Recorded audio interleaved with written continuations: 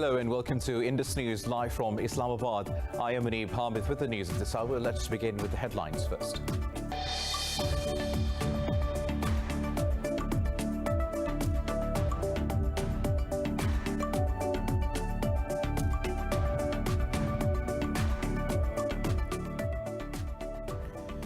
Azerbaijan says Armenia has crossed the red line by firing 4 missiles at a densely populated residential area in the Ganja city. In a tweet, head of Foreign Policy Affairs Hikmet Hajiyev said Azerbaijan retains its right to take adequate measures against Armenia to enforce peace. The Foreign Ministry said a civilian has been killed and 4 others wounded in the Armenian rocket attack on Ganja.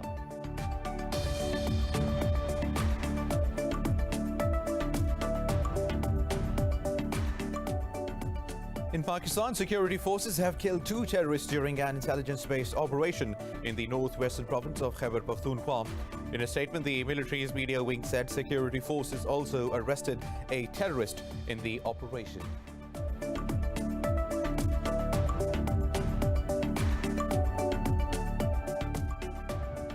Turkey has slammed Israel for approving new settlement units in the occupied West Bank. In a statement, the Foreign Ministry said the new settlements violate international law and UN resolutions. It urged the world to resist attacks on the rights of the Palestinians.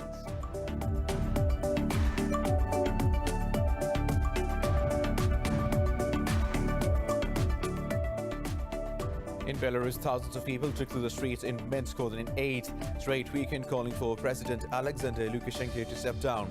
Security forces used water cannons to disperse crowds and detained scores of protesters. Pressure continues to grow on Lukashenko a week after the US and EU blacklisted senior Belarusian officials.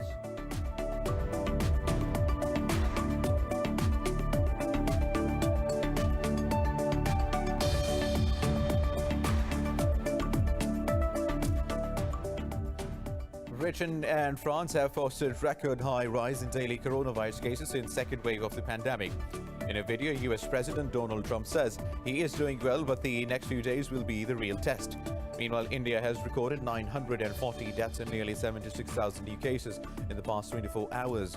Here in Pakistan, 6 people have lost their lives to the virus, raising the toll to 6,513. Globally, the coronavirus has claimed over 1,031,000 lives and infected 34.7 million. News in detail after a short break. Stay tuned.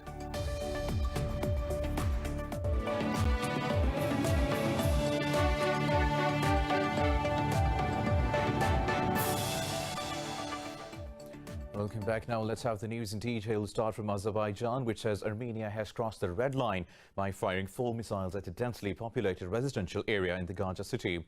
In a tweet, head of the Foreign Policy Affairs Hikmet Hajiyev said Azerbaijan retains its right to take adequate measures against Armenia to enforce peace. He said Azerbaijan will destroy military targets inside Armenia from which shelling of its population centers is taking place.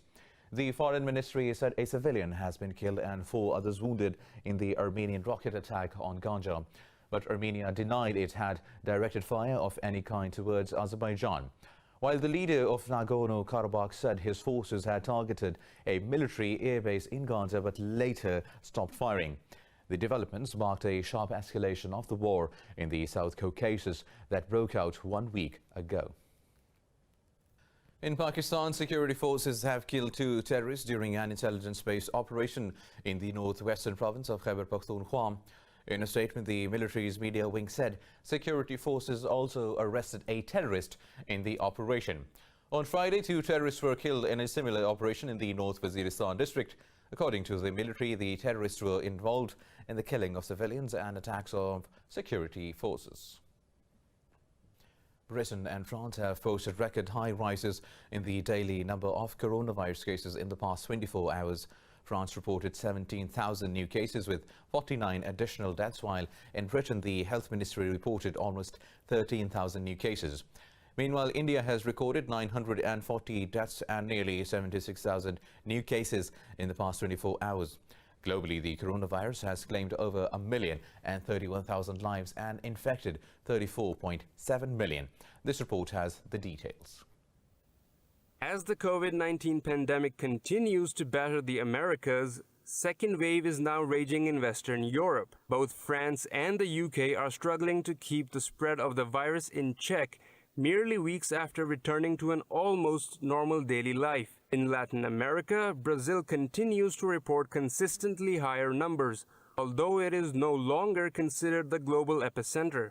Meanwhile, New York-based Regeneron Pharmaceuticals talked up its COVID-19 treatment after Trump's medical team opted to use its antibody cocktail.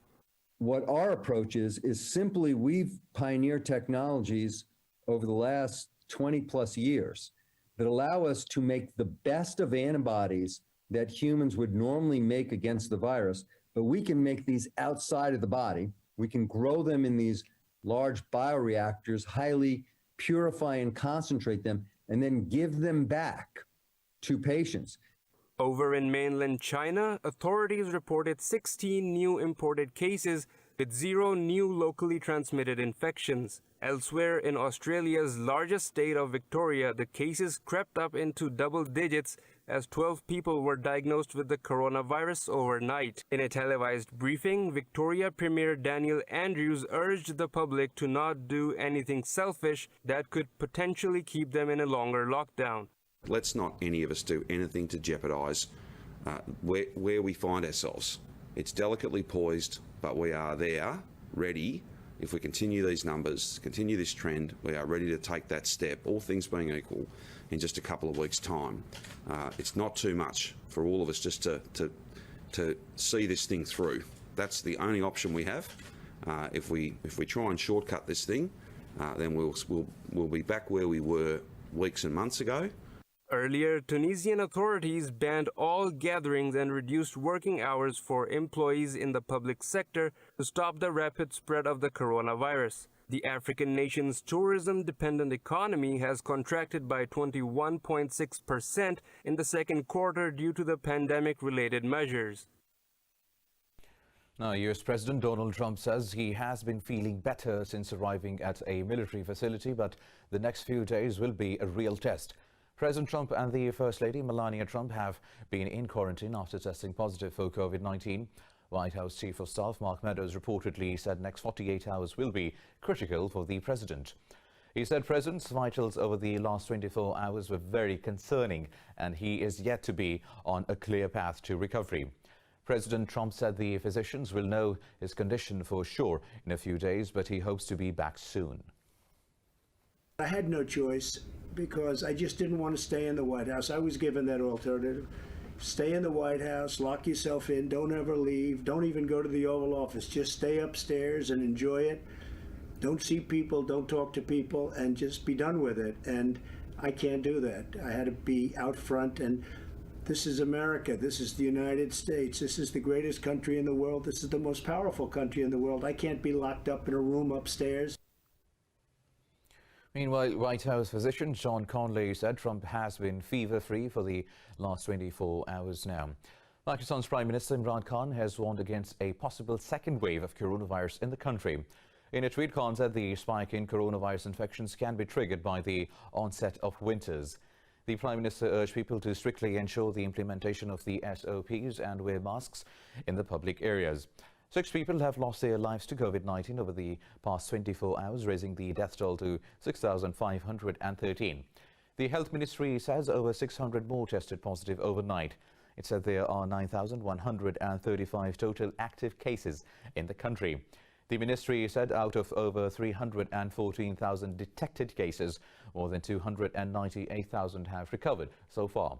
It said over 138,000 cases have been detected in the Sindh province, while over 99,000 reported in Punjab so far. The National Command and Operations Centre says 95 people across the country are on ventilators. Now, New Delhi has refused to open the Kartarpur corridor for the Indian Sikhs wanting to visit their holy place inside Pakistan. The government says the corridor cannot be opened because of COVID-19. While at the same time, India has opened the Taj Mahal for tourists. Indian Ministry of External Affairs spokesperson says the corridor will be opened in accordance with the easing of restrictions. Pakistan reopened the corridor from its side of the border on Friday in wake of overall improvement in COVID-19 situation in the country. Visitors are allowed to come daily from dawn to dusk. Indian investigators have exhumed the bodies of 3 young men in Western Baramulla district of occupied Jammu and Kashmir. This comes 2 weeks after the Indian military, in a rare admission, said its soldiers exceeded their legal powers in killing the men. Police said their team and medical officials handed the bodies over to their families for burial. The father of one of the victims said the 3 were killed in cold blood. Occupied Kashmir has been reeling under a curfew ever since India revoked its special status last year. Dozens of Kashmiris have been killed at the hands of Indian troops in fake encounters. A notorious Emergency Powers Act allows Indian forces to search and even shoot suspects without any prosecution. For years now, Kashmiri civilians and activists have accused Indian troops of abusing their powers and repeatedly targeting innocent civilians. Moving on, Afghanistan's chairman of the High Council for National Reconciliation, Abdullah, has briefed President Ashraf Ghani over his recent visit to Pakistan. Abdullah met with Ghani at the presidential palace. In a Twitter post, President spokesperson Sadiq Siddiqui said the 2 officials discussed the ongoing peace process and the way forward. Abdullah had held meetings with Pakistan's President Arif Alvi, Prime Minister Imran Khan and the Foreign Minister this week. He is scheduled to travel to India next week. Now, Turkey has strongly condemned the Israeli authorities for approving new settlement units in the occupied West Bank. In a statement, the Foreign Ministry said the new settlements are against international law as well as UN resolutions. It urged the world to resist attacks on the rights of the Palestinians. The ministry said Tel Aviv has not given up on its annexation policy. It said Palestine's land belongs to its people and that Ankara will continue to support their cause. Meanwhile, thousands of Israelis have defied a ban on the anti-government protests to demand Prime Minister Netanyahu's resignation. A new law bans Israelis from holding demonstrations more than 1 kilometer from their homes and forces stricter social distancing. Violence broke out as a handful of protest locations among over 1,000 throughout the country.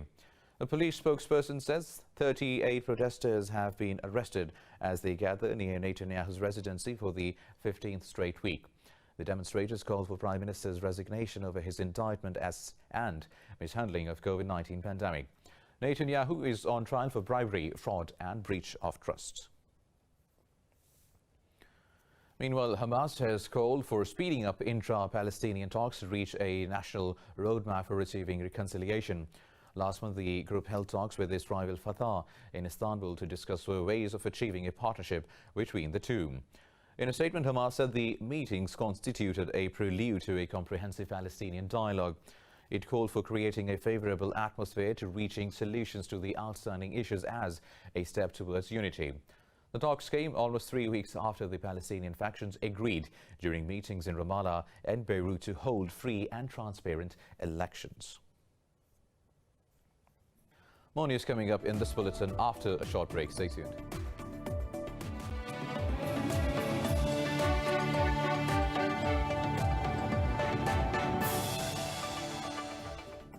Welcome back. Now, French-Iranian academic Fariba Adelkhah has been temporarily released from prison and is currently in Tehran.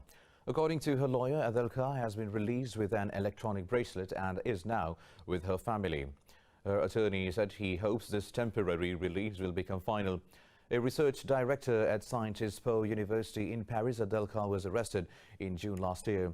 She was sentenced in May to 5 years in prison for allegedly conspiring against national security. Adelkhah is a citizen of Iran and France, but Tehran does not recognize dual nationality. Now, Iraqi forces have arrested 26 suspected ISIS militants in a security swoop in the northern Nineveh province. In a statement, the Defense Ministry said the militants were detained after receiving information from a terrorist already in captivity. The statement said the suspects confessed of carrying out terrorist attacks against the security forces. In 2017, officials in Baghdad declared the military presence of ISIS in Iraq and had been all but destroyed. But the terrorists still have a presence in rural areas of Anbar, Diyala, Kirkuk, Salatin and Mosul. The Iraqi army continues to carry out operations against the group in parts of the country. Now, the Human Rights Watch says Rohingya Muslims are being subjected to institutional oppressions in Myanmar's detention camps. In a statement, the international watchdog said the Myanmar government is committing grave rights violations in confinement centers. It said about 130,000 Rohingyas are detained in the camp since being displaced in a 2012 campaign of ethnic cleansing by Myanmar's military. It added the conditions amount to the crimes against humanity of apartheid, persecution and severe deprivation of liberty. Human Rights Watch urged Naypyidaw to lift all arbitrary movement restrictions for Rohingya, Kaman and other minorities. Now, Muslims in Saudi Arabia have been allowed to perform the UMRAH pilgrimage after 7 months hiatus due to the coronavirus pandemic. Saudi state media said in the first phase, 6,000 people began performing the pilgrimage under strict social distancing measures. It said 15,000 pilgrims will be allowed in the second phase that will begin on the 18th of October. Visitors from abroad will be permitted from 1st of November after the capacity is raised to 20,000 pilgrims per day. The state media said 100% revival of the pilgrimage is subject to the end of the pandemic. Now, Belarusian security forces say they have detained 11 people for participating in what they called unauthorized protests in Minsk. A spokesperson for the police said no journalists were among those detained during the latest protest. This comes after the United States slapped sanctions on 8 Belarusian officials, including Interior Minister Yuri Karayev. In a statement, U.S. Treasury Secretary Steven Mnuchin said Belarusians' democratic rights have been met with violence from officials. The EU has also blacklisted 40 officials accused of rigging August's presidential elections in Belarus. Responding, Belarus announced its retaliatory sanctions against the European Union. The Foreign Ministry said Minsk believes in dialogue but is determined to respond to unfriendly actions. Moving on, Germany says the European Union will have to impose sanctions on Russia if it's confirmed that ALEXEI Navalny was poisoned with a banned nerve agent. In an interview, German Foreign Minister Heiko Maas said there will be a clear response from the EU with no way around sanctions. Maas said such a serious violation of the International Chemical Weapons Convention cannot remain unanswered. Berlin claims Navalny was poisoned with a substance from the Soviet-developed Novichok group. The EU is awaiting the conclusion of an investigation by the Organization for the Prohibition of Chemical Weapons before taking any action. Earlier, Russian said German Foreign Minister has refused Moscow's request of consular access to Navalny. Meanwhile, voters in Kyrgyzstan are casting their ballots in the country's parliamentary elections. A total of 16 parties are contesting 120 seats in the single-chamber parliament. Pre-poll surveys predict President Sooronbay Jeenbekov's party is likely to win a significant number of seats in the legislature. Jeenbekov's campaign was marred by allegations of vote buying. The current ruling coalition is certain to be upset due to the internal splits in the two major political groups. The two parties being seen as strongest in elections are Berimdik and Mekanim, Kyrgyzstan. The Berimdik is viewed as loyal to Jeenbekov and includes his brother and former parliamentary speaker among its candidates. Its main rival, the Mekanim Kyrgyzstan, was the target of last year's anti-corruption protests. The U.S. has conducted military training and reconnaissance drills around the Korean peninsula amid rising tensions with China. This comes after Beijing simultaneously held military drills in the South and East China Seas earlier this week. American Pacific Air Forces said U.S. Air Force conducted the Joint Bomber Task Force with Japanese Air Self-Defense Force in the EST. It said the bombers also conducted joint training with a U.S. Navy Growler and electronic carrier-based aircraft. The American Navy also deployed its reconnaissance aircraft above South Korea's western shores. The training comes amid fragile inter-Korean relations and an upcoming North Korean military parade. Now, more than 2,500 firefighters are battling the wildfires as they deploy water-dropping helicopters in the U.S. state of California. The fire continues to rage in the foothills of the Napa Valley and has already destroyed 248 homes and burned over 63,000 acres of land. California Department of Forestry and Fire Protection said the low moisture, warm and dry weather conditions are contributing to active fires. Earlier, the National Weather Service issued red flag warnings for high winds for the following 2 days. California Governor Gavin Newsom has blamed decades of poor forest management for the fires. The fires have claimed 30 lives in California, while 10 in Oregon and Washington since August 15. Meanwhile, 2 people have died and at least 25 are missing after the powerful storm Alex hits the southern France and northwestern Italy. The storm's high-speed winds and torrential rains have caused severe floods in Italy. Local government officials say 17 people are missing in Italy, including a group of at least 4 German trekkers. Roads and bridges have been swept away by floodwaters as several rivers overflowed their banks. In France, authorities say 8 people are reported to be missing. The Met Department of France said 450 millimeters of rain fell in some areas in just 24 hours, which is equivalent to 4 months of the downpour. Tropical storm Gamma has made landfall on the eastern side of Mexico's Yucatan Peninsula. The U.S. National Hurricane Center says the storm has weakened, but authorities issued hurricane warnings in the area. The Hurricane Center said the storm touched down at the beach city of Tulum with maximum sustained winds of 112 kilometers per hour. The center says the local population should take necessary precautions to protect life and property. Gamma is forecast to bring as much as 381 millimeters rain over the next several days amid fears of flash flooding and mudslides. Now, Egypt has put on show dozens of coffins belonging to priests and clerks from the 26th dynasty nearly 2,500 years ago. The 59 coffins were discovered in August at the UNESCO World Heritage Site south of Cairo. Egypt's Supreme Council of Antiquities Secretary General Mustafa Al-Waziri said tons more coffins were found in the vast Saqqara necropolis just days ago. The coffins were buried in 3 10 to 12-meter shafts along with 28 statues of the ancient Egyptian god Seko. Waziri said the coffins were uncovered in perfect condition due to a protective seal that preserved them from chemical reactions. He said an Egyptian archaeological mission will continue opening the coffins and study their contents. The sarcophaguses will be displayed at the Grand Egyptian Museum, expected to open next year. A group of Palestinian teenagers has been practicing parkour in the blockaded Gaza Strip among the damaged buildings and rubble.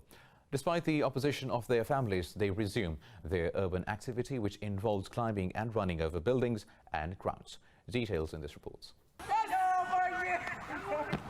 Leaping on a building and flipping through the air, jumping over obstacles, these Palestinian parkour athletes hope to make a name for themselves. The boys are leaping to new heights without formal training.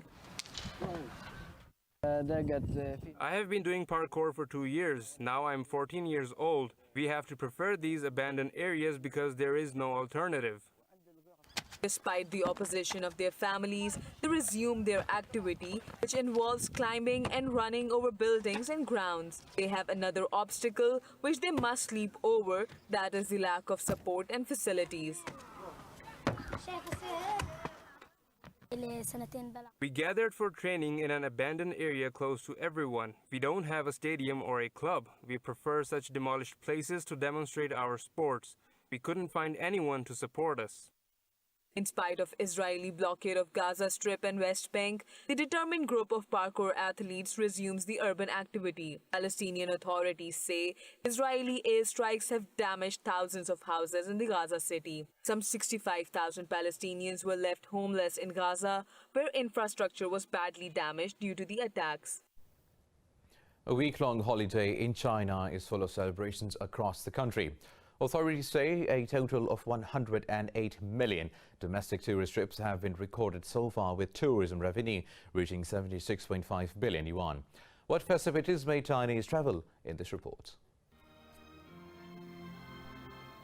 Celebration vibes are full on in China's holidays that started with the National Day and include the Mid-Autumn Festival. Light shows, carnivals, food festivals and group weddings, every event has been spectacular. Group weddings for some 300 couples were held simultaneously in 7 places in northwest China's Shaanxi province. Couples holding the national flags mixed National Day celebrations into the ceremonies. As we were occupied with our work previously, we did not have a wedding after we obtained our wedding certificates. So this wedding today also realized a dream of mine. I think this is a quite memorable day. In the coastal city of Weihai in East China's Shandong province, a fresh oyster festival was put up, which attracted foodies and tourists to feast on. In another food festival, villagers gathered to have noodle together, as noodle symbolizes longevity in the Chinese culture. Over in Wuhan, Chinese cultural items including paper cuts, clay sculpture, and oiled paper umbrella are being offered to tourists. Wuhan's epidemic situation is now under control, and the city will open all its scenic spots to tourists for free as a gratitude to the people's support in our fight against the epidemic. As an inheritor of intangible cultural heritage, I hope to make my part of contribution. Other than delicacies, sightseeing is being popular too. The second longest river in China, the Yellow River, is one of the places that has drawn a huge number of tourists. Now, a French brand has pushed the boats out for its latest fashion show in Paris. The brand hosted its catwalk display on the banks of the Seine River at dusk. Details in this report. Seine River welcomed the guests in boats to enjoy a glamorous show on its banks. Launched by designer Alexander Mathieusi, 10-year-old fashion label AMI's latest looks were flaunted by some regular Parisian models. Guests looked on from a barge surrounded by Paris's romantic bridges where passers-by stopped to watch. Mathieusi says it was not an easy task to manage the collection while the majority of people were working from home. I really love this collection because it has been made during the lockdown. You know, I've been working at the office, at the studio by myself. All my teams were working at home, so we were working very slowly because in the same time the manufacturers and the suppliers were you know, working half-time too. So it was a long process of, you know, making choices and trying to guide everyone in the right direction, and we just try to make it like very light, very poetic, and very easy. The brand is one of a reduced numbers presenting collections with physical events this season. Some labels opted for digital displays and videos for the Paris Fashion Week. But the designer says it feels good to join people over something while the pandemic shakes the world. We need to celebrate a little bit, and I think when you have this kind of crisis, you need to, because it's very easy to fall into a kind of depression, you know. So I feel like there is a kind of challenge and responsibility to look up and to look at the light and maybe to participate at this kind of, you know, beginning again. The collection was the first major women's wear for the brand, which first erupted on the scene with men's clothing. The collection included long dresses, suit ensembles, shorts and pencil skirts, while several models wore ruffled pastel dresses with a Pior-style collar. More news coming up in this bulletin after a short break. Stay tuned.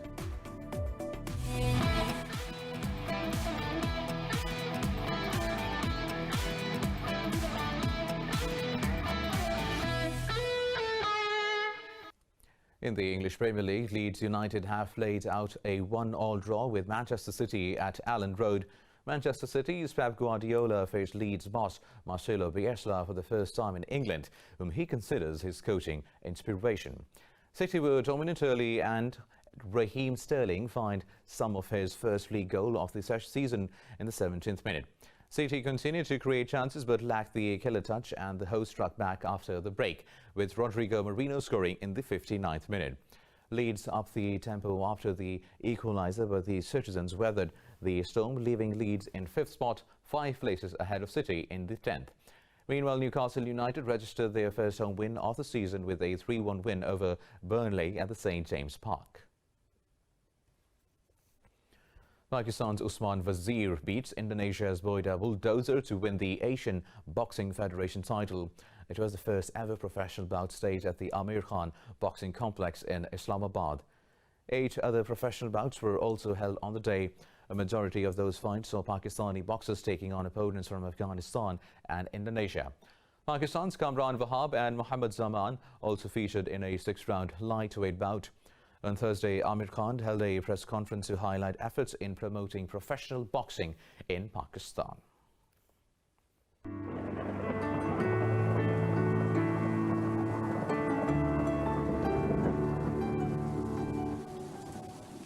And And now let's have a look at the weather updates.